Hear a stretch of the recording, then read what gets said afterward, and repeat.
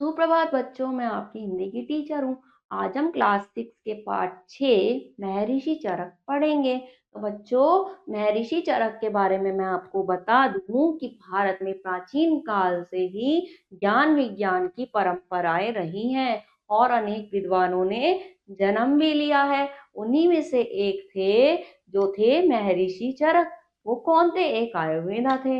उन्हीं के बारे में आज हम इस प्रस्तुत पाठ में पढ़ने वाले हैं। पाठ के बारे में पढ़ने से पहले हम पाठ के बारे में थोड़ी सी जानकारी ले लेते हैं। चलिए शुरुआत करते हैं। भारत में प्राचीन काल से ही ज्ञान विज्ञान की बड़ी सुदृढ़ परंपरा रही है। यहाँ अनेक विद्वानों ने जन्म लिया और अपने ज्ञान का प्रकाश संपूर्ण जगत में फैलाया। उन्हीं में से एक थे आयुर्वेद के प्रणेता महर्षि चरक। प्रस्तुत पाठ में उन्हीं का परिचय दिया गया है। तो बच्चों, जैसा हमने आपको बताया, इस पाठ में महर्षि चरक के बारे में परिचय दिया गया है। तो चलिए बच्चों, पाठ की शुरुआत करते हैं। हमारे देश में एक ईसवी सन की प्रथम शताब्दी में चरक नाम के एक प्रसिद्ध आयुर्विज्ञानी हुए हैं। हमारे देश में एक जो है प्रसिद्ध आयुर्विज्ञानी हुए हैं। कौन? जो चरक हैं, उनके बारे में हम पढ़ने वाले हैं। उनकी पुस्तक का नाम है चरक संहिता। उनकी पुस्तक का नाम क्या है? चरक संहिता, जो आज भी बहुत अच्छे से लोगों के बीच में प्रचलित है और पढ़ी भी जाती है। ठीक है ना बच्चों? यह भारतीय चिकित्सा पद्धति का प्राचीनतम और श्रेष्ठ ग्रंथ माना जाता है। यह क्या माना जाता है? बहुत ही श्रेष्ठ ग्रंथ माना जाता है भारतीय चिकित्सक पद्धति का। भारत की जो चिकित्सा है उसके बारे में सबसे अच्छे से अगर पढ़ना हो तो आप इस पुस्तक को पढ़ सकते हैं। ठीक है। चरक अपने समय के सुयोग्य चिकित्सक माने जाते थे। चरक क्या माने जाते थे? अपने समय में बहुत ही योग्य चिकित्सक माने जाते थे, डॉक्टर माने जाते थे। ठीक है। दूर दूर से मेधावी छात्र आते, उनसे आयुर्विज्ञान का ज्ञान प्राप्त कर योग्य चिकित्सक बनकर लौटते। चरक का शिष्य होने के कारण समाज में उनको विशेष सम्मान प्राप्त होता था। यानी उनके पास बहुत दूर दूर से शिष्य आते थे जो चिकित्सक बन के जाते थे। और अगर किसी को पता लग जाता था कि ये चरक के शिष्य हैं तो उन्हें अलग से सम्मान मिलता था। लोग उन्हें सम्मान की दृष्टि से देखते थे। ठीक है। चलिए आगे पढ़ते हैं। चरक पहले चिकित्सक थे जिन्होंने पाचन, चयापचय और शरीर प्रतीक्षा के बारे में संसार को बताया था। ये पहले ऐसे शिक्षक वो थे, ऐसे ऐसे चिकित्सक थे पहले पूरे उसमें, जिन्होंने किसके बारे में? पाचन, चयापचय और शरीर प्रतीक्षा के बारे में लोगों को बताया था। ठीक है। उन्होंने बताया कि शरीर में पित्त, कफ, वायु के दोष के कारण ही बीमारियां उत्पन्न होती हैं। उन्होंने बताया कि शरीर में पित्त, कफ और वायु का अगर दोष है तो उसी के कारण बीमारियां उत्पन्न होती हैं। ये तीनों दोष जब तक शरीर में संतुलित रहते हैं तब तक व्यक्ति स्वस्थ रहता है, लेकिन जैसे ही इनका संतुलन बिगड़ जाता है व्यक्ति अस्वस्थ हो जाता है। इसलिए स्वस्थ रहने के लिए इन तीनों का संतुलन होना आवश्यक है। उन्होंने बताया था कि अगर इन तीनों का संतुलन बिगड़ जाए शरीर में तो व्यक्ति जो है बीमार होता है, और अगर संतुलन बना रहे तो व्यक्ति स्वस्थ रहता है। ठीक है। ये पहले ऐसे चिकित्सक थे, ध्यान रहे, जिन्होंने इस बारे में बताया था। ठीक है। आगे पढ़ते हैं। एक बार की बात है, महर्षि चरक अपने आश्रम में विचार मग्न बैठे थे। अपने आश्रम में बैठे हुए थे, ठीक है, कुछ सोच रहे थे। तभी उनके चार शिष्यों ने आकर उनके पैर छुए। उनके चार शिष्यों ने आकर उनके पैर छुए। ठीक है। चरक ने उन्हें आशीर्वाद दिया और बैठने के लिए संकेत दिया। उन्होंने उन्हें आशीर्वाद दिया और बैठने के लिए कहा। ठीक है। महर्षि की अनुभवी आंखें ताड़ गई थी। कि वे कुछ पूछना चाहते हैं। ये चारों आश्रम के नए छात्र थे, अतः पूछने में संकोच कर रहे थे। महर्षि जो है समझ गए थे कि ये मुझसे कुछ पूछना चाहते हैं, लेकिन वो बच्चे जो थे, वो छात्र जो थे, नए थे, पूछने में वो सोच विचार कर रहे थे, संकोच कर रहे थे कि पूछें या नहीं पूछें। ठीक है। महर्षि ने प्यार भरे स्वर में कहा, क्या बात है, तुम लोग क्या पूछना चाहते हो? तो उन्होंने कहा कि बच्चों, तुम लोग क्या पूछना चाहते हो, क्या बात है? ठीक है। चारों शिष्य एक दूसरे को पूछने का संकेत करने लगे। तारक ने फिर कहा, देखो, अध्यापक और चिकित्सक से कोई बात छिपाई नहीं जाती। मैं तुम्हारा आचार्य भी हूँ और चिकित्सक भी हूँ, अतः निसंकोच पूछो। ने कहा कि देखो, कभी भी अध्यापक से और चिकित्सक से कोई भी बात नहीं छुपानी चाहिए। तो मैं तुम्हारा वो भी हूँ, अध्यापक भी हूँ और एक चिकित्सक भी हूँ, तो इसलिए मुझसे बिना संकोच के पूछ लो। ठीक है। वो ऐसा कहते हैं अपने शिष्य से। ठीक है। गुरुदेव, स्वस्थ व्यक्ति किसे कहेंगे? उत्साह में भरकर चारों एक साथ ही बोल पड़े। इतने में सभी उत्साहित होकर सारे एक साथ बोलते हैं कि क्या पूछते हैं कि स्वस्थ व्यक्ति जो है वो किसे कहेंगे। ठीक है। आचार्य के मुख पर मुस्कान की हल्की रेखा भरी। फिर गंभीर स्वर में उन्होंने कहा, इस प्रश्न का उत्तर पहले स्वयं ज्ञात करो। पहले इस प्रश्न का उत्तर तुम खुद सोचो कि किसे कहेंगे। ठीक है। तुम चारों अलग अलग दिशाओं में जाओ और लोगों से विचार विमर्श कर अपना उत्तर मुझे बताओ। चारों तुम जाओ अलग अलग जगह, लोगों से बातचीत करो, फिर अपना उत्तर पहले तुम लोग मुझे बताओ। ठीक है। कौन कहते हैं? गुरु जी कहते हैं उनसे। ठीक है। गुरु के आदेश पर चारों शिष्य चल पड़े। पहला शिष्य पूरब की ओर गया, तो दूसरा पश्चिम, तीसरा उत्तर और चौथा जो है दक्षिण की ओर गया। अब जो गुरु है उसके आदेश पे चारों शिष्य अलग अलग दिशाओं में चले गए। ठीक है। पहला शिष्य संध्या के समय गांव की चौपाल पर पहुंचा। चौपाल जमी थी, उसमें बालक, युवा और वृद्ध सभी उपस्थित थे। उसमें बालक, युवा सभी उपस्थित थे। ठीक है। उसने अपना परिचय मुखिया को दिया और लोगों से पूछा, भाइयों, आपकी दृष्टि में स्वस्थ व्यक्ति कौन है? उसने सबसे पूछा, आपकी दृष्टि में आखिर स्वस्थ व्यक्ति कौन है? सबसे पूछता है वो। ठीक है। चौपाल के लोगों ने एक स्वर में कहा, स्वस्थ व्यक्ति वही है जो कठोर परिश्रम करके अपनी जीविका चलाता है। जो कठोर मेहनत करने के बाद अपनी जीविका चलाता है, वही स्वस्थ मनुष्य है। ठीक है। काम करने से भूख लगती है, गहरी नींद आती है और बीमार नहीं पड़ता। और जिसे काम करने पर भूख लगती है, गहरी नींद आती है और जो बीमार नहीं पड़ता, वो स्वस्थ मनुष्य है, लोग उसे बताते हैं। ठीक है। आगे देखते हैं। दूसरा शिष्य घूमता घूमता एक नगर चौक पर पहुंचा। चौक पर बड़ी भीड़ थी। दूसरा शिष्य कहाँ पहुंचा? घूमते घूमते एक नगर चौक पे पहुंचा जहां बहुत ज्यादा भीड़ थी। ठीक है। भीड़ को संबोधित करते हुए उसने कहा, आपकी दृष्टि में स्वस्थ व्यक्ति कौन है? वो भीड़ से पूछता है। ठीक है।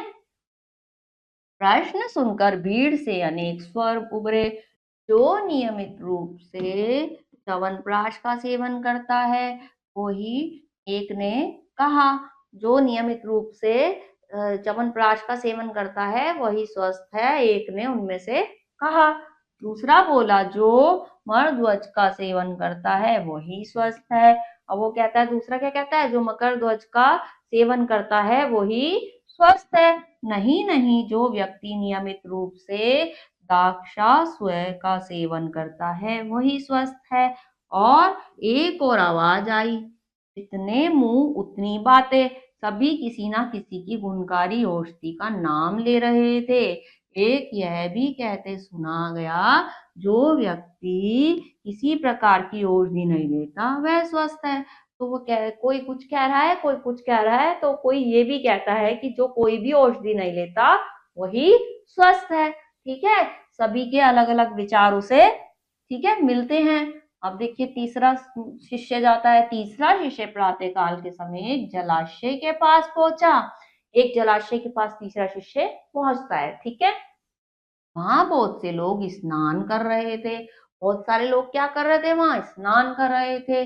जवान और किशोर तैर रहे थे और बालक वृद्ध पानी में डुबकियां लगा रहे थे। और बालक जो वृद्ध है वो पानी में डुबकी लगा रहे थे। ठीक है, ने सभी स्नानार्थियों को ध्यान आकर्षित करते हुए कहा, आप लोग स्वस्थ व्यक्ति किसे मानते हैं? सभी स्नानार्थियों ने कहा, जो व्यक्ति प्रतिदिन स्नान करता है वही स्वस्थ है। जो व्यक्ति प्रतिदिन स्नान करता है वही स्वस्थ है, वो लोग ये कहते हैं। तट पर व्यायाम कर रहे लोगों ने कहा, नियमित व्यायाम करने वाले व्यक्ति स्वस्थ हैं। अब जो व्यायाम कर रहे थे उन्होंने कहा, जो व्यायाम करता है रोज वो स्वस्थ है। ठीक है, सभी तैरने वाले बोल पड़े, तैरना एक अच्छा व्यायाम है, हम लोग प्रतिदिन तैरते हैं इसलिए हम स्वस्थ हैं।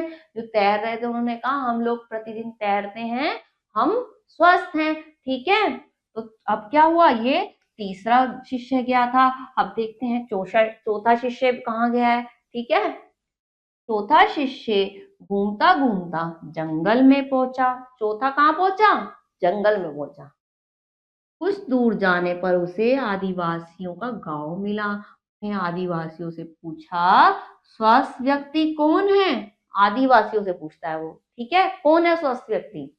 आदिवासियों ने कहा, एक स्वर में कहा, जो नगर की भीड़ भाड़ से दूर प्रकृति के स्वच्छ वातावरण में वास करता है, शुद्ध व प्राकृतिक भोजन करता है, वह व्यक्ति स्वस्थ है।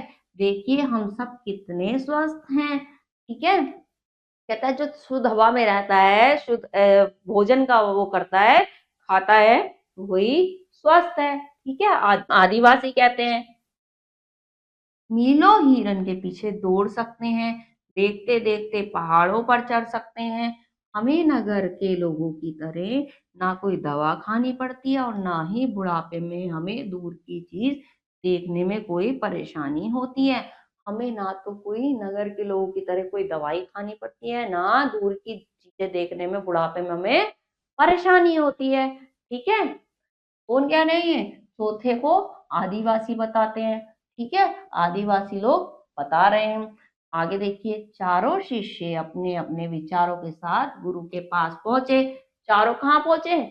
गुरु जी के पास पहुंचे। ठीक है, उन्होंने चरण स्पर्श कर बारी बारी अपने अनुभव बताए और यह जिज्ञासा व्यक्ति कि किसको सही माने। उन्होंने कहा कि आखिर इनमें से हम किसको सही माने। ठीक है, शैक्षिक चरक ने कहा, तो अब तुम किसे स्वस्थ मानते हो?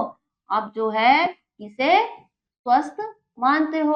अब गुरुजी उनसे कहते हैं, तुमने सबके विचार सुन लिए, आखिर तुम किसे स्वस्थ मानते हो? पूछते हैं। ठीक है, गुरुदेव कठोर परिश्रमी ही स्वस्थ रहता है।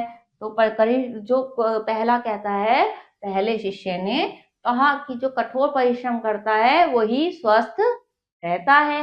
मैंने अपनी आंखों से लोगों च्यवनप्राश, मकरध्वज और स्वास्थ्य वर्धक कोशियों के सेवन करते से स्वस्थ रहते हैं। मैंने अपनी आंखों से देखा है कि जो च्यवनप्राश खाते हैं वो स्वस्थ रहते हैं। ठीक है, दूसरा कहता है, गुरुदेव मुझे तो लगता है कि नियमित व्यायाम करने वाले स्वस्थ रहते हैं। तीसरा बोला, तीसरा कहता है, जो रोज व्यायाम करता है वही स्वस्थ रहता है। प्राकृतिक जीवन ही स्वास्थ्य कर है। शहर से दूर प्रकृति की गोद में रहने वाले व्यक्ति स्वस्थ हैं। चौथे ने बोला कि जो प्रकृति की गोद में रहते हैं, वो शहर से जो दूर रहते हैं, वो स्वच्छ वायु लेते हैं, वही स्वस्थ है। चारों अपने अपने अनुभव के अनुसार बोलते हैं। ठीक है, तो अब देखते हैं आगे। एक प्रश्न के चार उत्तर सुनकर महर्षि चरक कुछ मुस्कुराए, फिर कहने लगे, तुम लोग ठीक कहते हो। वो थोड़ा सा हंसने लगे कि भाई सबके अलग अलग उत्तर हैं, और मुस्कुरा के कहते हैं, तुम सब ठीक कहते हो। ठीक है, परंतु एक प्रश्न के 4 उत्तर कैसे? शिष्यों ने कहा गुरुजी एक प्रश्न के 4 उत्तर कैसे हो गए लेकिन?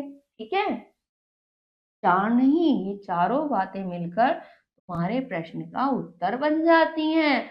वो कहते हैं 4 नहीं, सारी बातें मिलकर तुम्हारे प्रश्न का उत्तर बन जाती हैं। ठीक है, स्वच्छ वातावरण में कठोर परिश्रम करके रोटी खाने वाला व्यक्ति निश्चित रूप से स्वस्थ होता है। कहते हैं स्वच्छ वातावरण में कठोर परिश्रम करके रोटी खाने वाला व्यक्ति निश्चित रूप से स्वस्थ होता है। ठीक है, शरीर को स्वस्थ एवं शक्तिशाली बनाए रखने के लिए पौष्टिक आहार आवश्यक है। क्या आवश्यक है? पौष्टिक आहार। आहार जो है, अच्छा खाना, पौष्टिक आहार जो है आवश्यक है। ठीक है, स्वच्छ हवा, पानी, धूप भी अत्यंत जरूरी है, और स्वच्छ वायु भी जरूरी है, धूप भी जरूरी है, और पानी भी जरूरी है। ठीक है, व्यायाम से शरीर गठीला मजबूत होता है, तो व्यायाम भी जरूरी है। ठीक है, आगे देखते हैं। खेल कूद से मनोरंजन होता है और शरीर की स्फूर्ति बढ़ जाती है। ठीक है, योगिक क्रियाओं को सही ढंग से करने से व्यक्ति स्वस्थ और दीर्घायु का बनता है, और योगिक क्रियाएं भी जरूरी है क्योंकि व्यक्ति उससे भी स्वस्थ और लंबी आयु का हो जाता है। ठीक है, तो वो कहते हैं कि ये सारी चीजें ही जरूरी हैं, तो सबको मिला के उत्तर बनता है। कौन कह रहा है? गुरुजी कहते हैं। अब देखते हैं, सबोष्ठी सेवन स्वास्थ्य के लिए आवश्यक नहीं है। पहले शिष्य ने पूछा, अब पहला कहता है कि इसका मतलब आपने औषधि का नहीं कहा, तो औषधि सेवन स्वास्थ्य के लिए जरूरी नहीं है। ठीक है ना? तरक बोले क्यों नहीं? जब कोई बीमार पड़ता है अथवा दुर्बल हो जाता है तो उसे औषधि सेवन करना चाहिए। औषधि सेवन भी जरूरी है, लेकिन कब? जब कोई बीमार हो जाता है या दुर्बल हो जाता है, कमजोर हो जाता है। ठीक है, अपनी बीमारी और दुर्बलता दूर करने के लिए वह औषधियों का उपयोग करें, परंतु अपने पेट को औषधियों का भंडार ना बनाएं। ठीक है, अपने लिए औषधियों का सेवन जरूर करें, लेकिन अपने पेट को औषधियों का भंडार ना बनाएं। यानी कि ये ना हो कि औषधियों को ही हर बात पे दवाइयां ही लेते रहें। ठीक है, औषधियों औषधियां तो एक सीमा तक ही लोगों की सहायता करती हैं। औषधियां थोड़ी ही खानी चाहिए जो केवल लोगों की स्वस्थ रहने में सहायता करती हैं। यह सुनकर चारों शिष्य के चेहरे प्रसन्नता से चमक उठे। उन्हें अपने प्रश्न का क्या हुआ? उत्तर मिल गया। तो बच्चों, जो है इस पूरे पाठ में आपने देखा कि उनके कितने महान थे, वो कितने बड़े विद्वान जो है आयुर्वेदा थे, और उनके शिष्यों को किस तरह से समझदारी से उन्होंने उत्तर दिया कि स्वस्थ कौन है। तो बच्चों, स्वस्थ कौन व्यक्ति है? स्वस्थ मनुष्य वो होता है जो परिश्रम भी करता है, खाना पीना भी सही रखता है, स्वच्छ वायु भी लेता है, योगा भी करता है ना, सारे व्यायाम वगैरह भी करता है, और समय से उठता भी है, खाने पीने में भी ध्यान देता है। तो वही जो है स्वस्थ मनुष्य है। स्वस्थ मनुष्य बनने के लिए औषधियों का जो है केवल सहारा लिया जा सकता है। ऐसा नहीं है कि हर बात पे दवा ही खाते रहें। तो अपने शरीर को खा पी के, एक्सरसाइज करके, खेल कूद के, योगा करके इस तरह से बना लें कि हमें दवा की ज्यादा आवश्यकता ना पड़े। ठीक है, तो बच्चों, अपना इसी तरह से आपको ख्याल रखना है, हर चीज खानी है, अच्छा खाना खाना है। ठीक है, यही पाठ में आपको सीख भी मिल रही है। ठीक है ना बच्चों? तो इस पाठ को दोबारा पढ़िएगा, अगले पाठ में कुछ और पढ़ेंगे। तब तक के लिए अपना ख्याल रखिए। ओके।